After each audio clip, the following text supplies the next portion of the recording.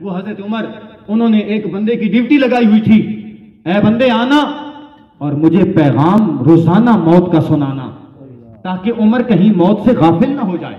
حالانکہ اللہ کے پیغمبر کے صحابی ہیں اور قطعی جنتی، عشرہ مبشرہ میں سے، لیکن ڈیوٹی لگائی ہوئی ہے، کہا تنخواہ دوں گا، مہینے کا معاوضہ دوں گا، تو نے آنا ہے، مجھے موت کی یاد دلانی ہے۔ اب وہ بندہ آتا، حضرت عمر کے سامنے آ کر آواز لگاتا، صدا لگاتا، اے عمر موت آ کے رہے گی، موت سے غافل نہ ہونا۔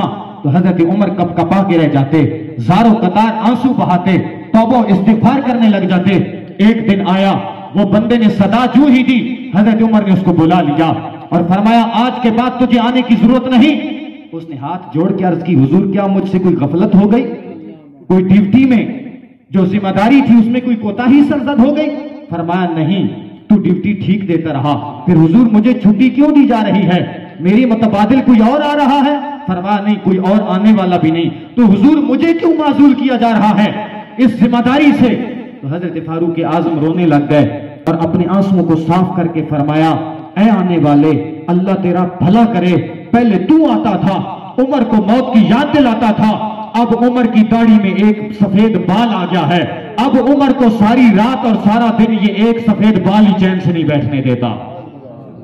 قطعی جنتی صحابی، داڑھی میں ایک سفید بال آ جائے تو چین سے نہ بیٹھیں۔ ہماری تو ساری داڑیاں سفید ہو چکی ہیں۔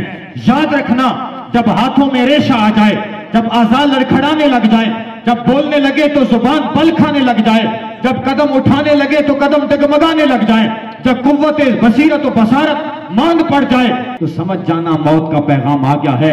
اور پھر اپنے اپنے گریبان میں یہ بھی جھانکنا ہے ہم نے موت کی تیاری کتنی کر رکھی ہے۔ اس وقت